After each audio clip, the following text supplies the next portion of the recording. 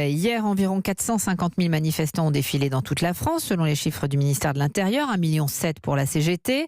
L'intersyndicale qui s'est réunie dans la soirée appelle déjà à 3 nouvelles journées de mobilisation la semaine prochaine.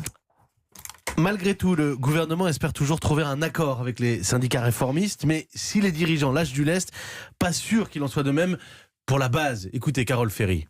Personne ne vous le dira, mais j'en suis certain, il y aura beaucoup plus de trains et de métros en circulation dès lundi. C'est ce qu'on m'assure du côté de l'UNSA de manière anonyme.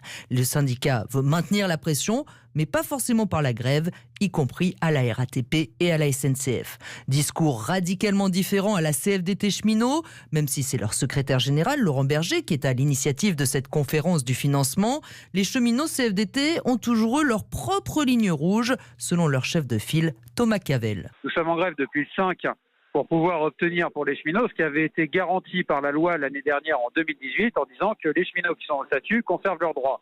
À ce stade, les cheminots au statut, avec la réforme, n'ont pas une garantie pour l'ensemble des cheminots de leurs droits. Donc nous, on continuera effectivement à demander des négociations pour pouvoir obtenir ces droits qui avaient été actés l'année dernière. Ce qu'ils veulent, c'est que tous les cheminots encore au statut, et non pas seulement ceux nés avant 1985, puissent ouvrir leur droit à la retraite dès 52 ou 57 ans.